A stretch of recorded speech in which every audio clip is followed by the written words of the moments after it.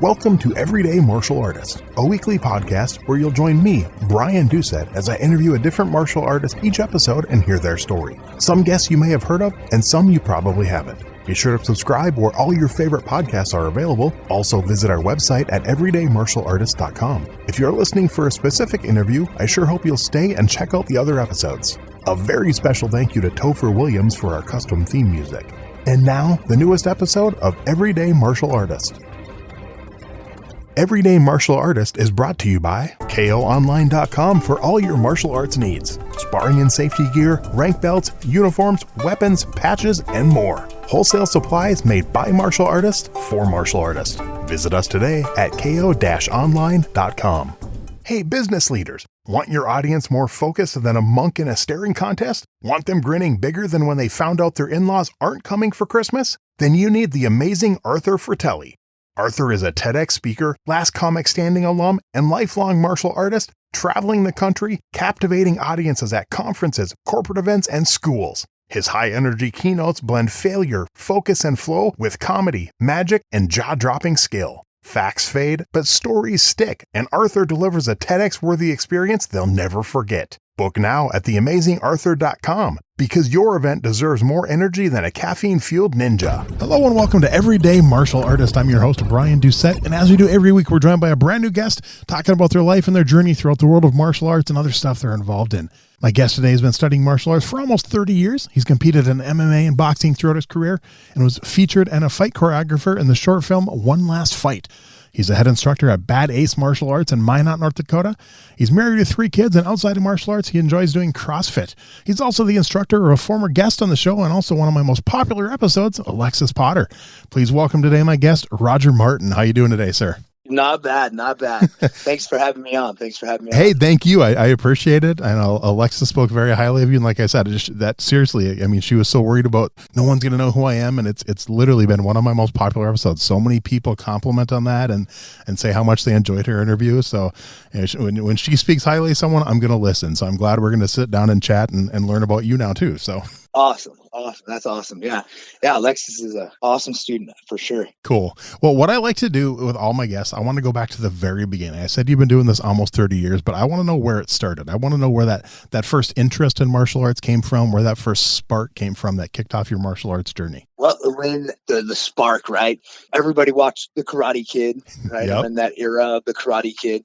And I'm horrible when it comes to martial arts about movie times and dates and things like that. June 21st, 1984. Well, okay, there we go. So I was, like 3 years old at the time, and just, like whether it was 3 years old or it just came to that spawning age of, 9 or 10 when I was able to really watch it and understand it. Just watching that, the karate stuff in it, like the Mr. Miyagi with the nail and driving it in and just those kinds of things. And it actually was from my neighbor, my best friend, that he actually started martial arts at a younger age. Mm-hmm. And I got to go to a couple of his practices and I would watch and I was like, man, that'd be super cool to be able to do that. And then, just watching the movies and things like that. And then what kicked it off and started it, and it's not that I wanted to go do it or anything like that. Grew up in California. I didn't grow up in any rough neighborhood by any means. At least I don't perceive it as a rough neighborhood or rough times for me anyways. But got into a couple scuffles, and my dad did judo. He was a brown belt in judo, and he's like, all right, well, you're of that age that boys are going to be boys, and you need to know how to defend yourself. So I did martial arts. So you go downtown and go look at the martial arts schools and pick one that you like, and we'll get you started. So wow. That's kind of the spark of what got me started into martial arts. So do you remember roughly how many schools you looked at and what led to you picking the one you picked? Well, I looked at there was 3 martial arts schools at the time in town. I had done wrestling. Oh, okay. Did collegiate wrestling in junior high and high school. Cool. When I was in high school, that's when I started doing martial arts. But I went to one school, went and talked to the guy, and the vibe in the school was kind of janky. It was dark, and the guy was, I didn't know anything about like chi or any of that kind of stuff, but his opening pitch was, I could teach you how to light stuff on fire with your hands. I was like, whoa, buddy, I'm not taking that pill. I'm not going down. I'm not trying to do the red or blue pill on this one. Right. So then I checked out a Williams Kempo karate school. Okay. And then the Moore's karate. I checked them out, and I did the trial. Like back in the early '90s, the $20 for a 2-week trial. Kind of still, that's the marketing deal. So I took 2 weeks with a Kempo class at Williams Kempo karate. Dug the class. The instructor was just, we didn't vibe it. It didn't have that bang thing happening for me. I went and checked out Moore's karate, and the instructor there, but it was banging. It had the right vibe to it. Me playing football and wrestling, super athlete kind of deal. It had that aggressive feeling to me. So that's where I stuck it. That's where I went. First of all, which part of California did you grow up in? I grew up in the Central Valley. Okay. So it's like, if familiar wise, it's Turlock, California. Okay. Close to Modesto, south of Modesto, California. Okay. Right in the valley there. San Francisco is close by. Yeah. LA and the southern side of California is a little bit of a drive to get there. Yeah, when I lived out there, I lived in southern. I lived in Hesperia up in the high desert, and then I commuted to La Habra for work, 65 miles every day. So it was a bit of a commute. But back in the 90s, you had good radio stations to listen to, so that was okay. Right. So what style of karate was that? So it's the Moore's karate is a Shoshu. It's the same system. Okay. Same system. Yep. The same system that we teach today. I started with them and went up all the way up until where I'm at now. And then I had to separate away just to do with just separation kind of deal, just different things. But we still teach Shoshu today. Same as what Alexis is teaching over at her place. That I travel, I go to her school and do seminars and teach and stuff like that because she's my student and she's running her school. So I stay connected through her with her students. So the sister school in Moorhead is same branch, same stuff. We just changed our name. Okay. How long did you stay at that original school? That's where I went all the way up through. I got my black belt, and then my journey of where I'm at now. I guess maybe that would be your next question, is where my journey kind of came from and stuff. So I started, and I was training through there, playing football and different things like that through school. And then my passion was football and education. So martial arts was, I guess, like a third on my list. And I was pretty decent at it and learning it and growing and doing that. I went to college to become a firefighter, got my degree in that somewhat. And then I transferred to Minot State to play football and get my bachelor's degree in business management. And then I had an entrepreneurial class to where I had to do a business plan, and I did a business plan on a martial arts school. And it was like, well, this is a no-brainer. I could still be in college and I could open up a karate school, and whether it's big or small, I could run a karate school and make some money while I'm going to school.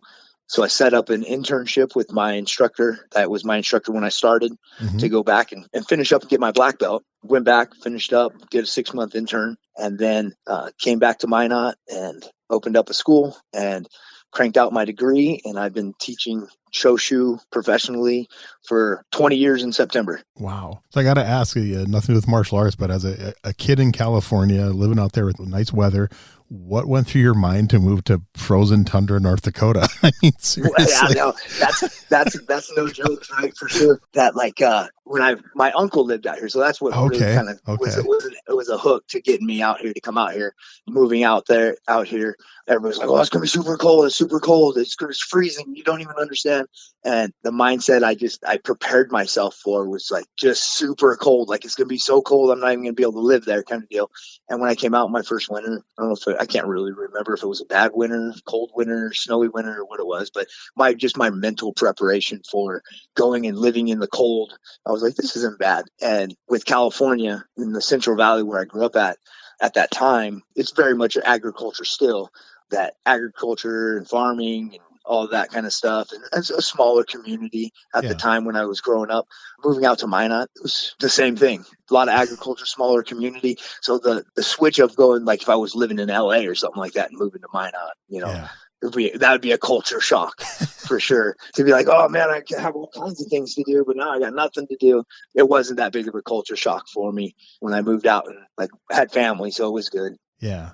So I'm curious now, you went to Minot State for football. Were you there around the same time as Josh Duhamel, or not the same time? No, not the same time. Okay. He's actually, I got to do my math real quick. I think he's he's close to 50, about 51, like your age, I think, somewhere in there. It's gotta be close to that. Yeah, I think he's closer to 50.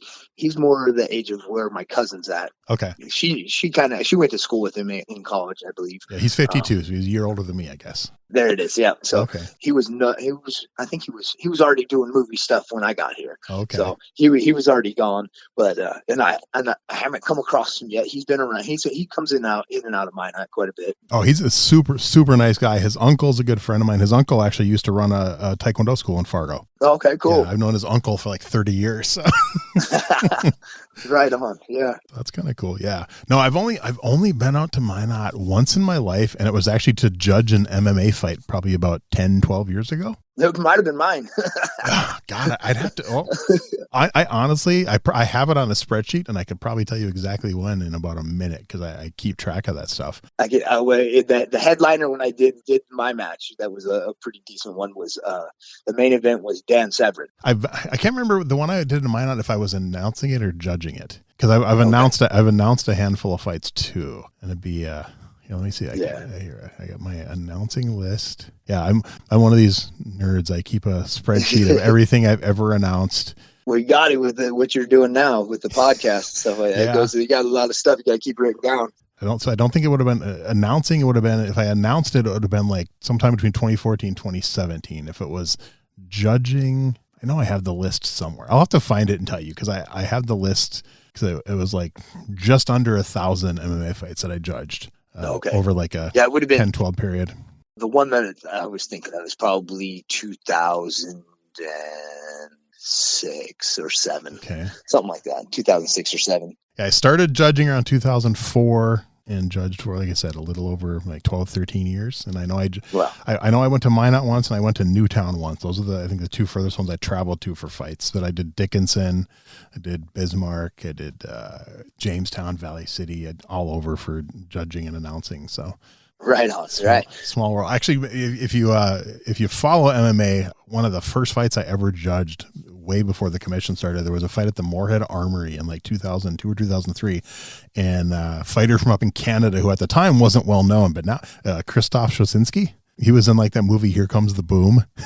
Okay. Yeah, he was like the really big guy that Kevin James fought. That was like this champion, but yeah, and he fought in like the IFL back in the day and stuff. But he was one of the first fights I ever judged when no one knew who he was. And I actually judged a Dan Severn fight once too. So right on, a long time ago. That was in Detroit Lakes, Minnesota. But okay, cool. I'm trying to remember. I think I talked to this about Alexa. Now, Shoshu isn't really known for competition. I know her school has gotten into it a lot now.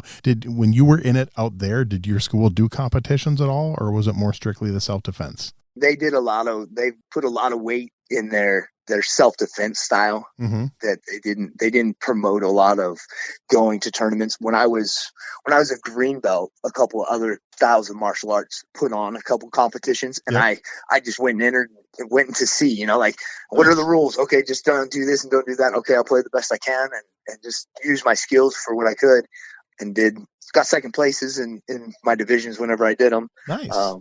So, and then it never really grew out of that doing that, just because their brand and their label and things like that is self-defense based and the way that it goes. So they didn't ever push, or they weren't really into doing it.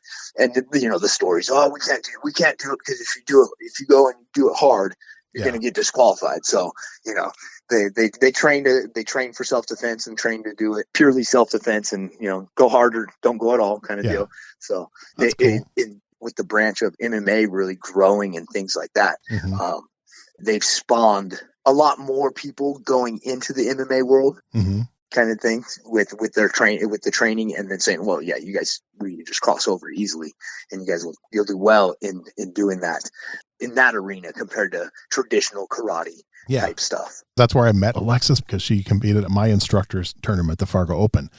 So that's where I actually met her a couple of years ago, and I'm like, just chatted with her and a couple of her students, and I'm like, hey, would you ever want to do an interview? And she's like, I don't know. So, glad I talked her into it. but I think she's saying that it wasn't really in Shoshu, that competition wasn't really a part of it, and it was just something that some of the schools started doing on their own. So like with your school, when did you decide? When did that start? Where the competition side of things? For as long as I can, I've always been a competitor. right? Okay. Competitive edge to me that like, it's not, to go and compete is about my ego or anything like that. It's just that like, let's go see, what do I need to work on to get up? If I'm going against other black belts and I'm competing with them and they're smoking me, well, then I need to step my game up. Or if I'm smoking them, then hopefully they step their game up, kind of deal.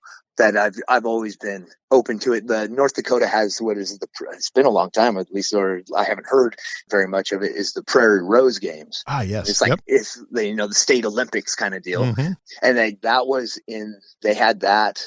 I think I was open for a year. They had one and we competed in that. And then it kind of just disappeared for forever now.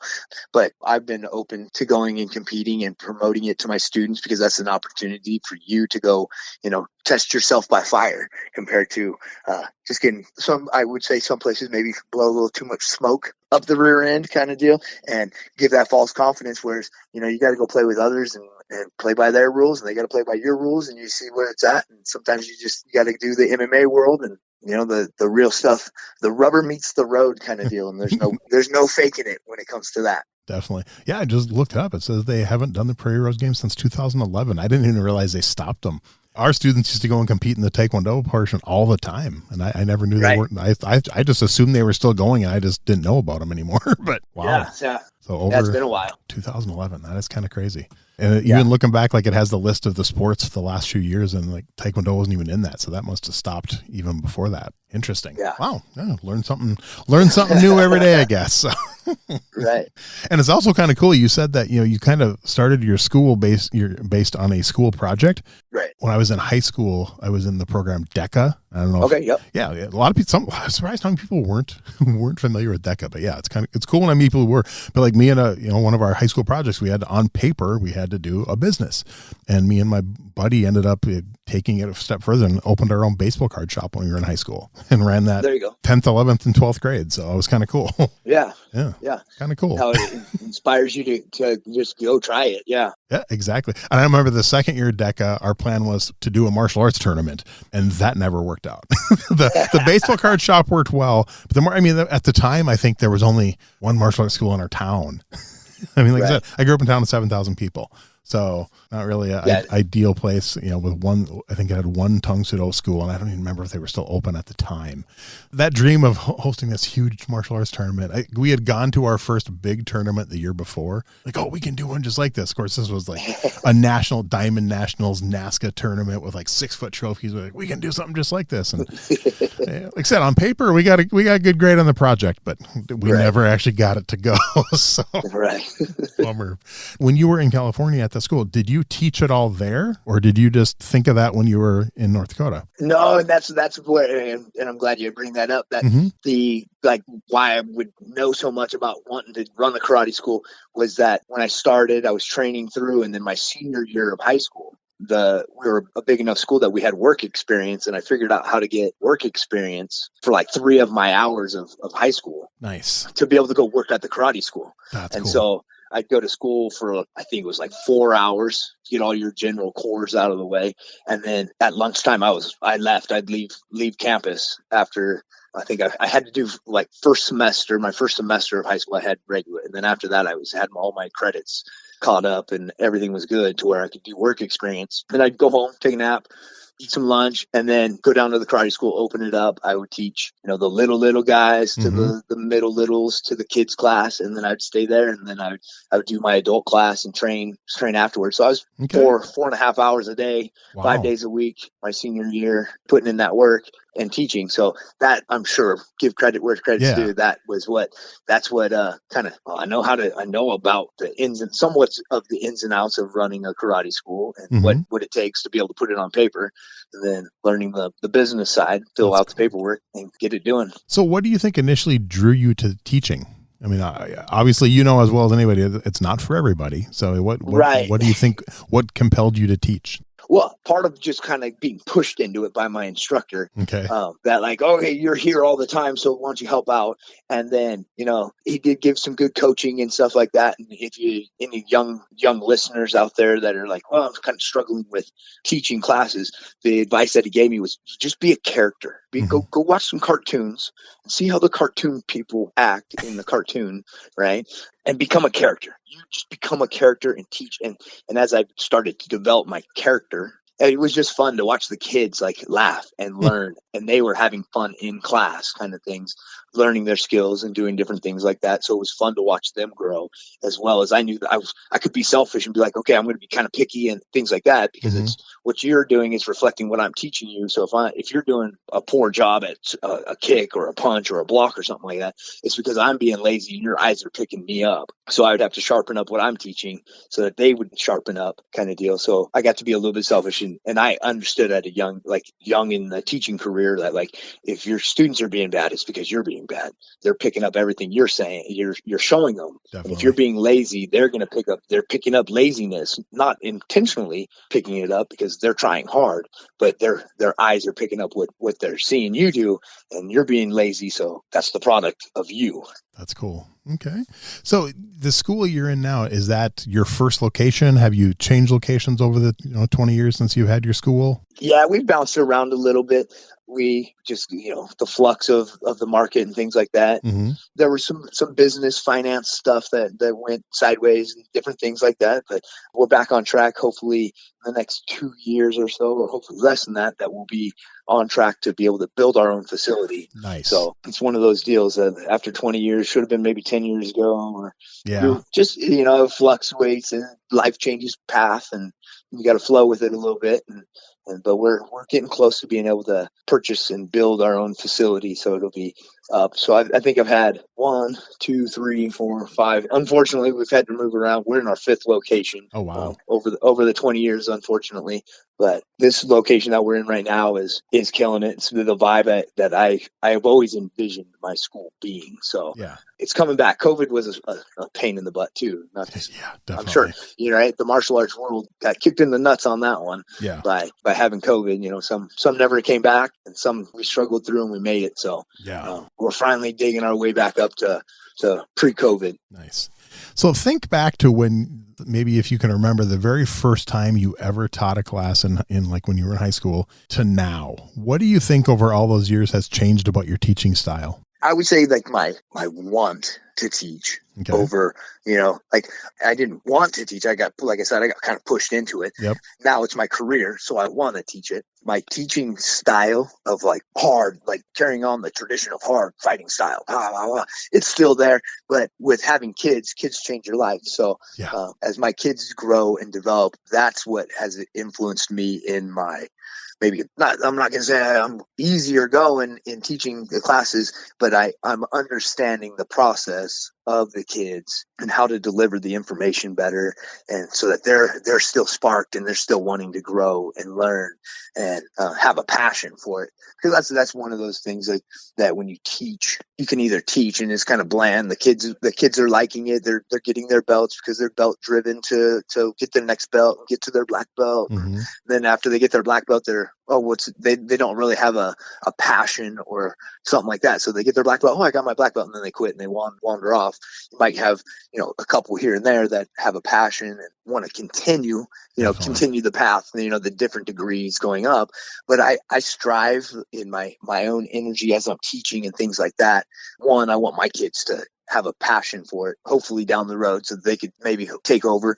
But I want all the kids that come in and all the adults and things like that, I want to show them a passion so that they realize like, oh man, I wanted to learn martial arts, but I found a passion that can be a part of my life forever. How many, do you know roughly offhand how many martial arts schools there are in Minot? Like when people come find your school, how many choices do they have? Oh, I want to say like karate school with kids, I think there's 3.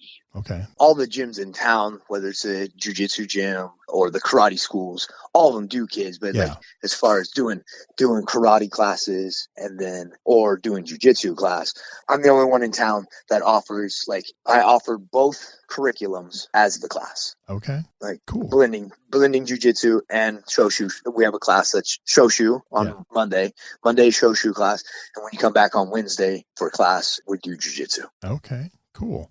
So when did you decide to start blending in the jiu-jitsu? When did that happen? I'm assuming once you got to North Dakota, or did you start doing that earlier? No, I ran for, let's go. Well, I'll just say that it started like a year and a half ago, where I was like, you know what, you're going to do this one day, and you're doing this one day, like a year and a half ago, that I made my school, like, you do both, about a year and a half ago.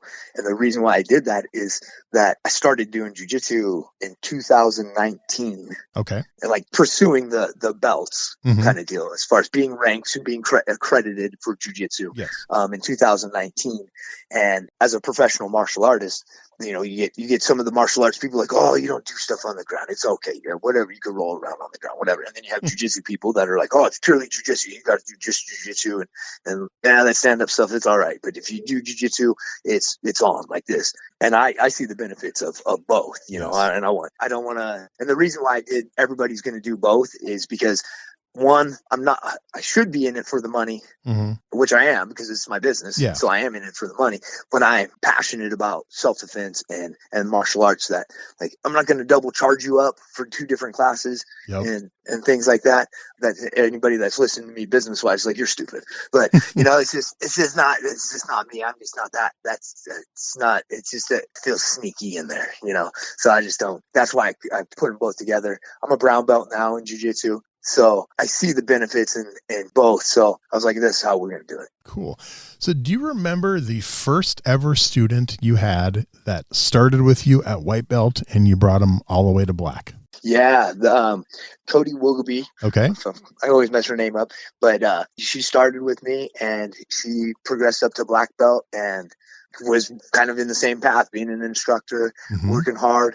Female that crushed it in teaching the kids programs and things like that, was phenomenal. And then she actually wound up marrying another black belt that came through the system, and they actually opened a martial arts school in Kentucky. And so it passed on the growth of stuff like that.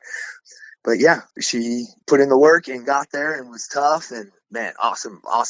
Like, to have my first black belt be like that, it was like, man, you kind of set the tone for everybody else to be able to do it, because if they're young, coming in at 16 and getting through, off the top of my head, I can't remember how old she was when she got her black belt, but it was a while that she worked on it and stuff like that.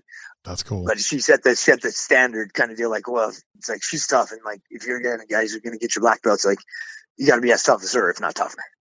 So how many of your students have gone on to open their own schools? Well, Alexis and then the other family group opened up. So I've had, over the 20 years, I've had 2 others. Okay. 2 other black belts that wanted to pursue running their own schools. One is, he's up and down of teaching he's continuing teaching. He just doesn't have a school ran. But then Alexis is running the school for a while now. Yeah, definitely. Nice. So what made you decide to step into the cage and fight? I know I can't remember how many, but you've had a few MMA fights, right? Yes, 2 MMA fights. Yep. That competitive nature. Okay. You know, like, well, I was a bouncer at a club, so I like fighting. Like, real fighting to me is not, it's not anything new to say, right? But somebody's going to pay me some money and we can go in there and we can get it. Let's go. So that was an opportunity to do it. Kind of, you know, the marketing thing. Well, if you go in there and you do it, at least you did it in your hometown and people are going to know who you are. Yep. Win or lose, you're going to market yourself right there. Those are the skills you're going to be able to learn from. Fortunately, I won both. So it was good marketing. Nice. Cool. Yeah, that helps. That's one thing I always, when I've interviewed some instructors, and it's like, is there any part of you that maybe I don't want to do this because if I lose, will that look bad to my students? So it's good you won both. Right. Well, and that's that pride mindset that like, you got to just get rid of 100% and get that out of the way, because no matter what you're teaching and who you have as students, like, if somebody's going to want to be your student and train with you, martial arts it's the dance school, right? Yeah. It's the acting school. It's whatever. It's the school. What brings students to you is you, the teacher, right? They have a personality and they match well with that parent and that student. So they're going to be there with you, win or lose. And, now that I do jiu-jitsu, you can't win everything. If you're winning all the time, right, something's wrong, right? That when I go to compete, I win and I lose. And I show my students, I don't win all the time. When I do lose, look at how I react. I react with growth from my loss, but I also show good sportsmanship to the other person, because there's nothing. I'm not making millions of dollars off of winning this thing. I'm winning a paper metal, like paper holder, a paperweight to hold some papers down or some decorations on my wall. It's not worth anything. If I lose and have a bad attitude, it's not worth anything. And then they're learning garbage, to carry on garbage kind of deal. And people, that's just garbage. Like, so if somebody says, oh, well, if I lose, then it's bad. It's going to be bad business kind of deal. No, if you lose, it might be better business for you. True. Okay. That is true. Right. So with your school then, is your what does your student makeup look like? Is it, mostly kids, mostly adults, 50-50? It's mostly kids. It's mostly a kid program. Unfortunately, the mindset of the area, there's not a big drive for adults to want to train. And that's the piece that I struggle with, obviously, with my connections is still back into California. Mm-hmm. That I look at those schools. I'm like, how many adults you got? And they're like, oh man, I got like 75. I'm like, geez, 80 adults. I'm like, oh, what are you doing? Right? And like another plug into California. I'm like, where are you at? And they're up there high in adults and stuff. I'm like, what are you doing? How do you?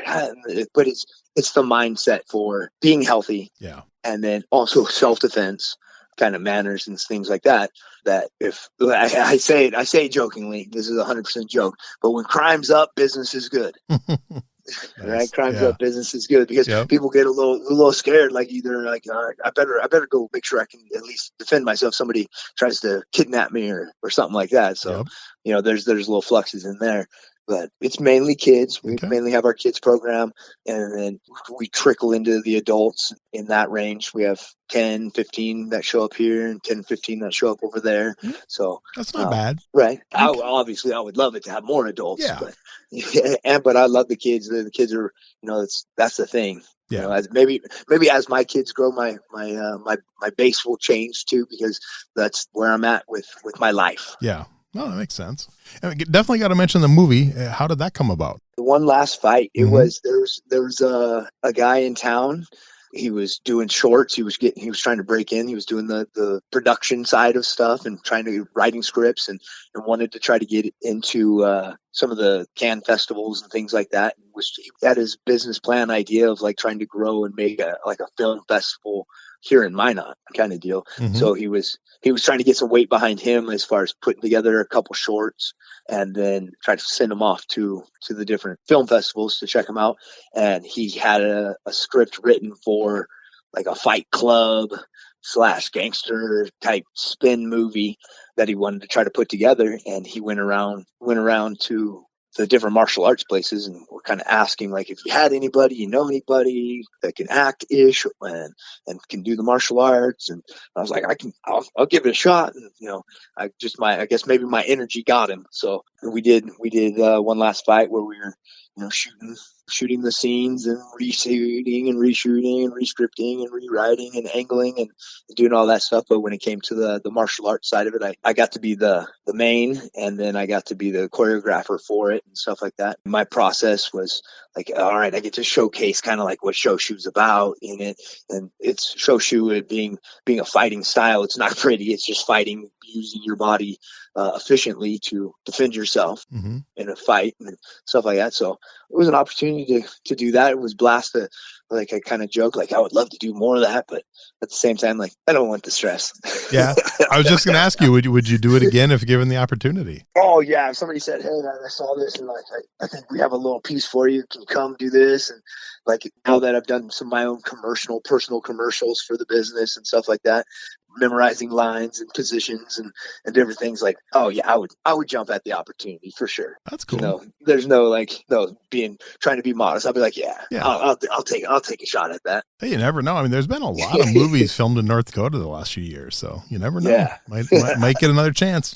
There we go. Yeah, I'm down for it. If I suck, fire me. That's cool. Also, remember, I got a few friends that are filmmakers. If I ever hear they're filming out in your area and they need someone for fights, I'll have to mention your name. So yeah, for sure. That'd be cool. For sure. So does Shoshu do any weapons training? We do. We do. They have a bunch of stuff we did. I've done through with them. We've done the monkey stick, bow staff. We've done broadsword. They have a variety of all the Chinese weapons in there, even some other ones that are, I guess, culturally not Chinese weapons, but they're there. They don't do a big focus on them just because it's, walk down the street with a sword or something like that. But we've done some of that. I've cross-trained with Master Liu from DC. He's Kung Fu style. Okay. With my buddy Chris Hart. He brought him out back in the day, and we did the Tai Chi sword, the spear, just a variety of different weapons and things like that. So I've got some training in it and things like that to be able to move them into the application side. Okay. That's one of those things that as I've trained with other styles and using weapons and things like that, learning their kata and stuff like that, I'm like, okay, yeah, this is cool. This is cool. We can learn the weapon, but like in the form, I want to know the application side of it. Yeah. Like really getting the dirty stuff on it. Like, how do we really use this over practicing it for 20 years and being like, oh, now it clicks. Now I can use it. Let's get the bare basic, the raw bare basics of it. Yeah. And then let's use the heck out of the basics of it. And just like, let's play with it for real. Do you have a favorite weapon or one that you haven't used yet that you'd love to learn? I've always liked I don't even know what they call it, the chain and ball or whatever, the whip chain. Yep. Yeah. Kind of deal. But that would be cool to learn.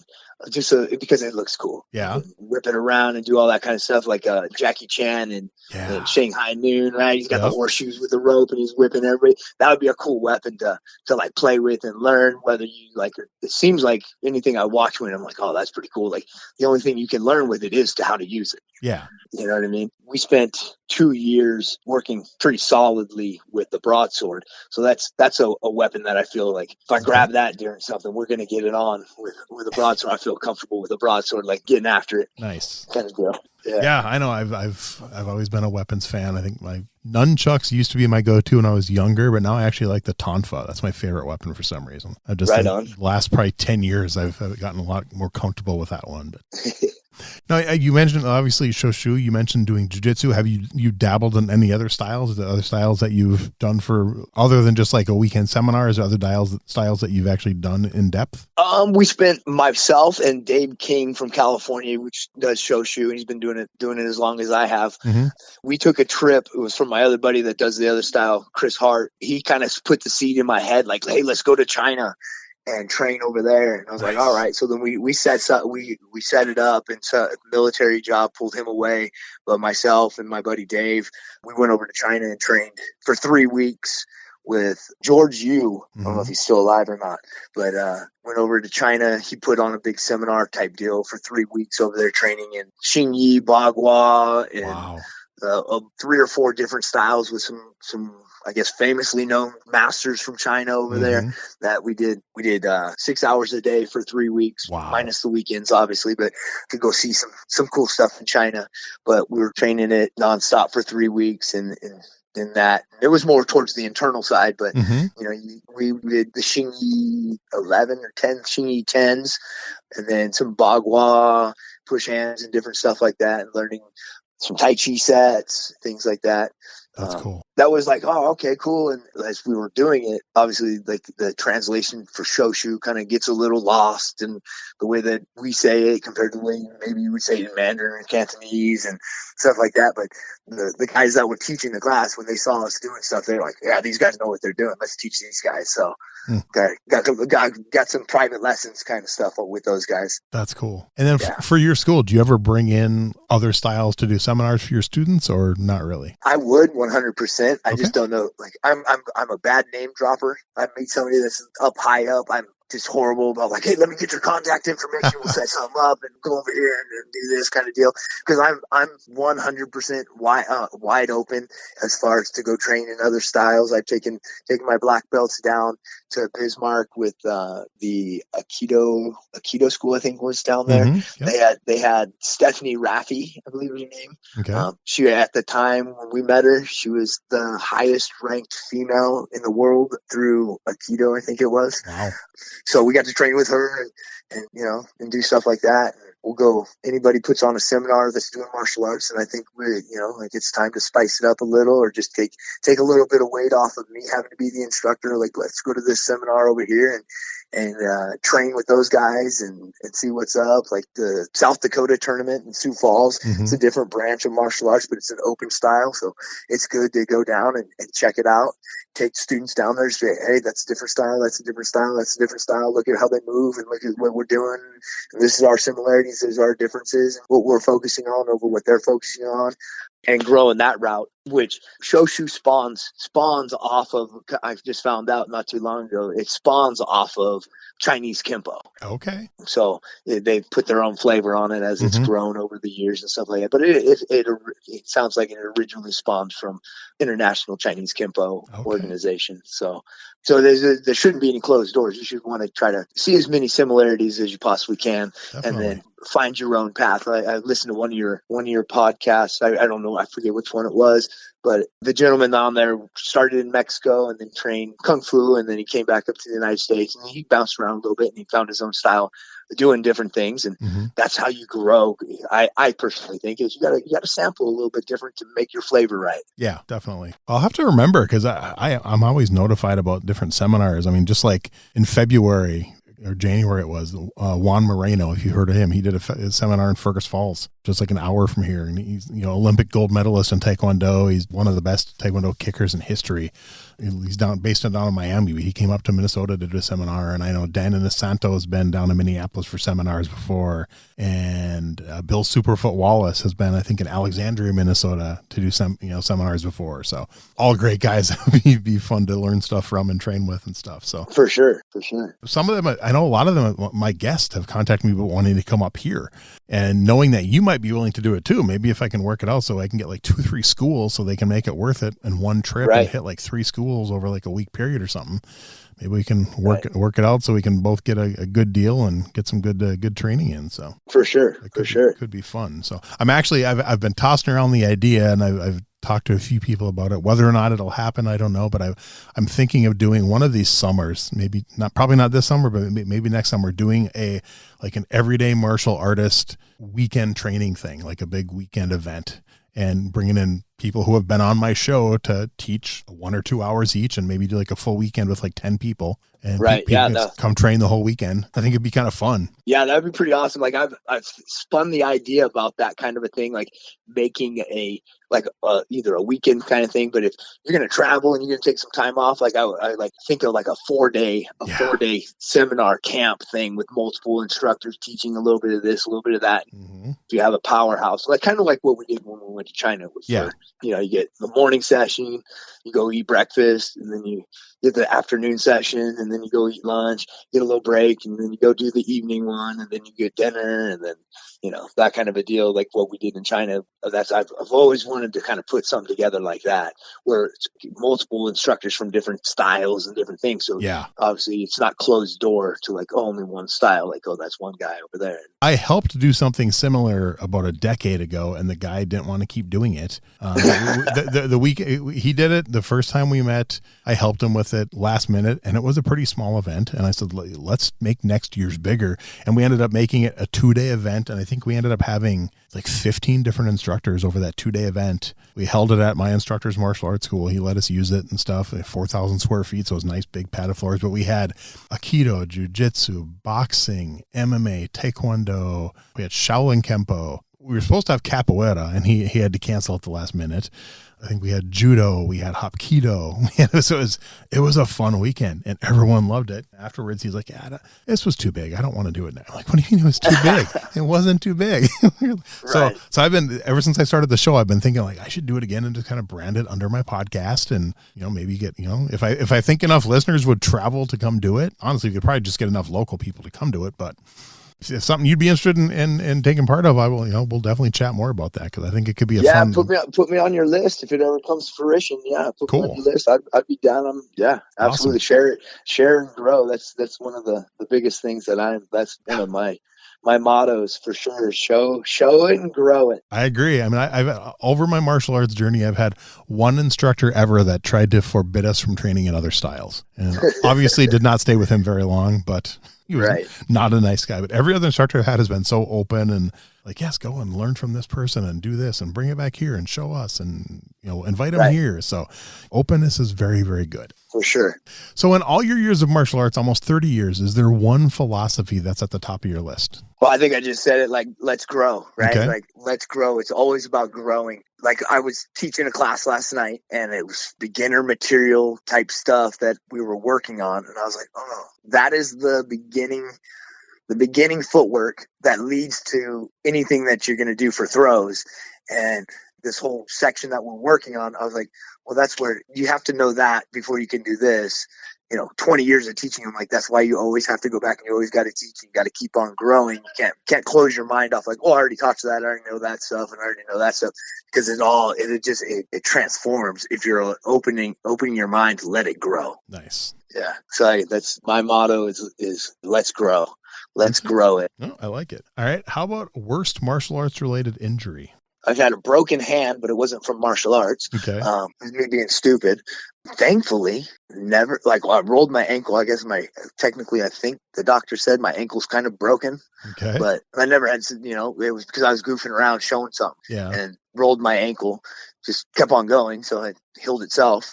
I'm kind of like you. I've had, my worst injury was from kickball. For martial arts, I've fractured a knuckle, sprained an ankle, and broke a toe. That was it.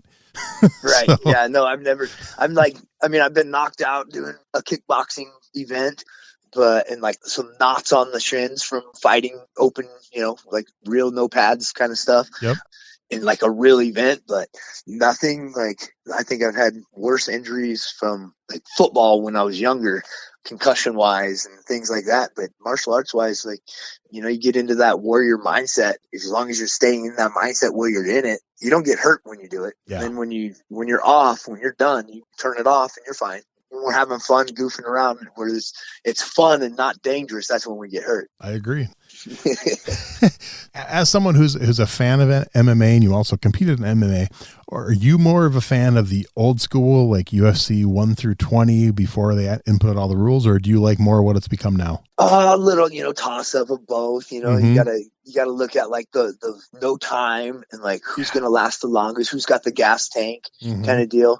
I got to sit down with Dan Severin. I did a seminar with him right after when he was the main event. I hosted the seminar. Nice. Where he came in and taught the class for a little bit. We got to get a little dirt on it, kind of stuff that, the setup of the first 5-6 event years, I guess I'm going to call it years, 6 years of it was kind of, decks was stacked from what I understood. Yeah. Then you move into some rules and the times and different things like that, where people have evolved. Like the athlete has evolved from the bouncer to the athlete, the pro athlete type deal, so that you're seeing true Spartan, like true gladiators out there putting it down. That's what they want to do.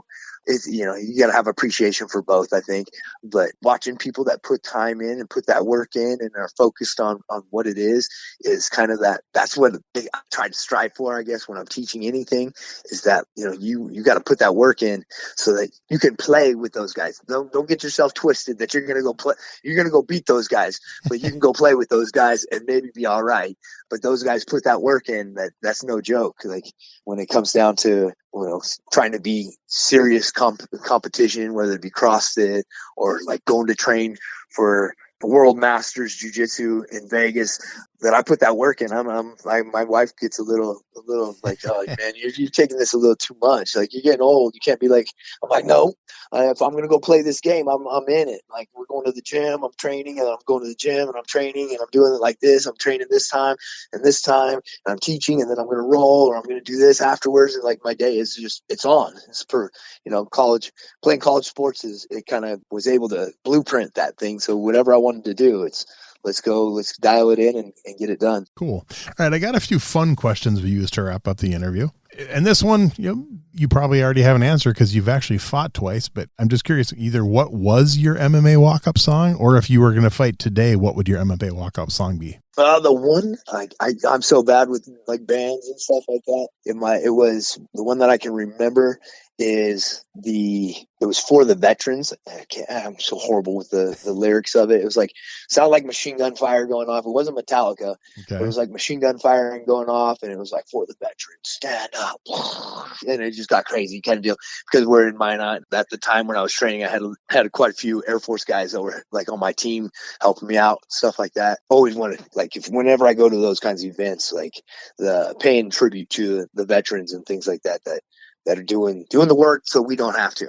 So would you use the same song today, or would you pick something different? I would definitely pick something different. Yeah. I don't know what I want to walk out to. I'm a jukebox of variety of liking music. Yeah. You know, I guess it maybe would have to be with, like, depends on where it's located at and the culture around it. But then, you know, for me to get pumped up and different things like that, it's just the time of my life, where I'm at, what's floating me to want to get pumped. Okay, cool. Right. I guess maybe what is it?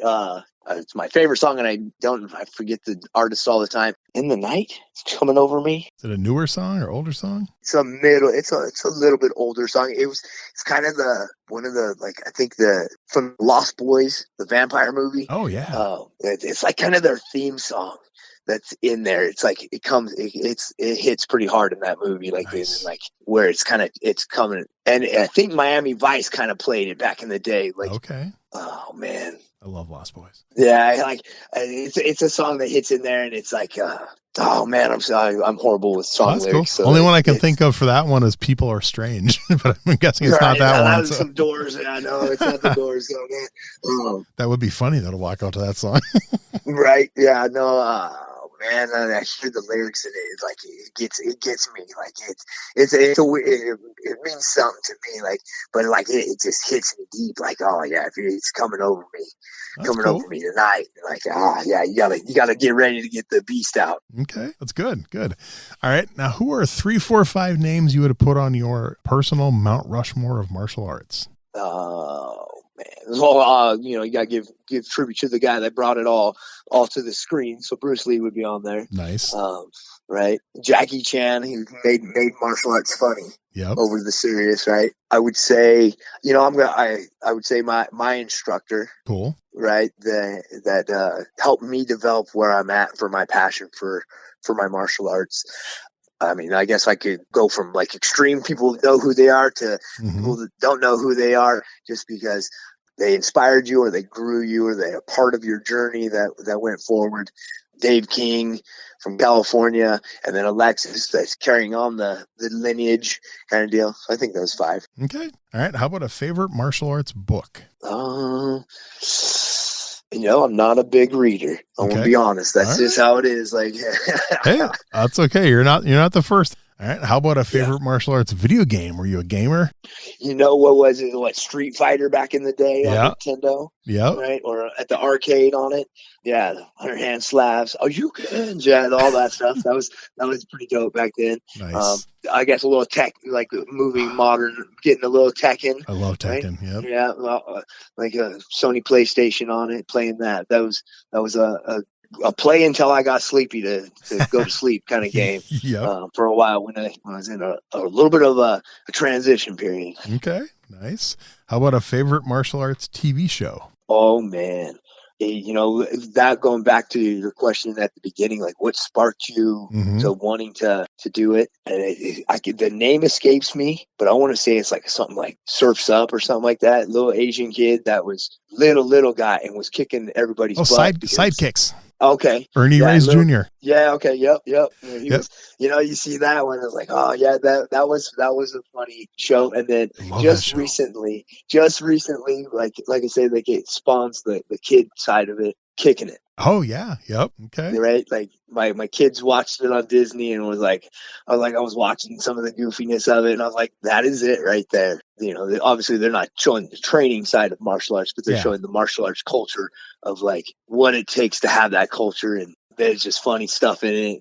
Like some of those patterns in people's bodies, just the characters that are in there. Like, yep, I've seen that in martial arts schools. Yep, I've seen that in martial arts schools. Yep, it's a good one. Yeah. Well, it's funny you mentioned the sidekicks, because the gentleman I just interviewed about 2 hours before you, Tom Callos, he was actually in the second episode of that show. He played the cat burglar that the little kid caught. so yeah, that's kind of the second time someone's brought up sidekicks today, which is kind of cool. So nice. All right. How about a favorite martial arts movie? Martial arts. So because I like martial arts and I just like it depends on where you're at, right? Mm-hmm. Are you watching funny like Hollywood as a Hollywood Ninja with Farley? Oh, I love that. Beverly Hills Ninja. Right? Yeah. Beverly Hills Ninja, right? Yep. If you're gonna go comedy, if you're looking for goofy but real, you got to go Jackie Chan styles. Yep. You want that like serious, raw, hardcore stuff. Down like hard. You go with Steven Seagal stuff. Nice. You got to go old school with Bruce Lee, right? Yeah, just the variety, the genre of them. Are you a best of the best fan? Yep. Nice. Go in the sweat. You got to beat them. You got to be willing to die. That kind of, yep. But yeah, there's so many good ones out there. It's hard to say like, oh, that's my go-to one. Like, if we're gonna watch a karate movie, let's watch this one. I'm gonna die on this one. There's no beating me on. You can't talk me out of this one being the best. I don't have one. I got about 10 that I watch every year, no matter what. But my go-to number one is always the Karate Kid, just because that's the one that got me started. So, right. So yeah, but yeah, I got about 10 every year. I'll watch Bloodsport. I'll watch Best of the Best. I'll watch Karate Kid. I'll watch Perfect Weapon. I'll watch Only the Strong. I'll watch Hard to Kill with Steven Seagal. I'll watch Enter the Dragon. So yeah, there's those handful that I watch every year, and I've seen them, probably over 100 times each. So. Right. Yeah. That's a hard one because they're all good. Yeah, definitely. Definitely. All right. Final question. Doesn't have to be a martial arts movie. Any movie you've ever seen. Favorite movie fight scene. Favorite movie fight scene. Anything goes. I've had people pick Rocky. I've had people pick Star Wars, Marvel. That popped in my head a little bit just because it's just raw. But fight scene favorite. That just gets it. Yeah, I'm gonna have to go with like the Rocky trilogies of how the climax of the fight scenes kind of boil down. All of them. All right, cool. Awesome. Well, Rodger, before I let you go, is there anything I forgot to ask you, or you want to be sure we get out there? And when the episode comes out, I will put a link for your school and anything else. I found the link for One Last Fight. I'll put a link for that out there also, but anything else you want me to? But anything I forgot to ask you? Oh, I don't know. This is your job, not mine. Cool. Well, seriously, man, this has been so much fun. I'm glad we did this. I'm glad Alexis recommended you, and hopefully we can meet in person sometime. I'll have to maybe let me know next time you're coming up here to teach your students, and I'll pop over and say hi or something like that. But this has been so much fun, and I think the listeners are really going to like this one. Well, I hope so. It's just, it's when Alexis said, you called me and said, hey, let's do a podcast. I'm like, I know I've done some stuff and I know I have some history, but like, I don't think I have anything really that interesting for anybody to want to catch on to, like really want to listen to. So we'll see. I guess we'll have to put a little side bet on like Alexis's compared to mine. Like, ooh, there we who go. gets the most hits kind of thing. You know what I mean? There we go. The most favorites or whatever. That could be whatever fun. It is. No, that'll be good. I don't know. Like I said, it's a lot of guests who don't do a lot of these. They're like, oh, you'll never get me to talk for an hour. Well, we've been going almost an hour and 10 minutes, so you did pretty good, I think. So right. Cool. Well, hey, seriously, man, I appreciate it, and we will be in touch when the episode's ready. Awesome. I can't wait for it. Thanks for listening to Everyday Martial Artist. We hope you will join us every week for a brand new episode with a different martial artist telling their story. If you enjoy the show, be sure to leave us a review. Also, be sure to check out our website at everydaymartialartist.com. There you can find all of our episodes and contact us to suggest guests and ask questions. Again, thanks for listening to Everyday Martial Artist, and we'll see you next week. This podcast is a production of Unfiltered Studios. If you would like to know more about joining Unfiltered Studios, please visit our website at unfpod.com for more information.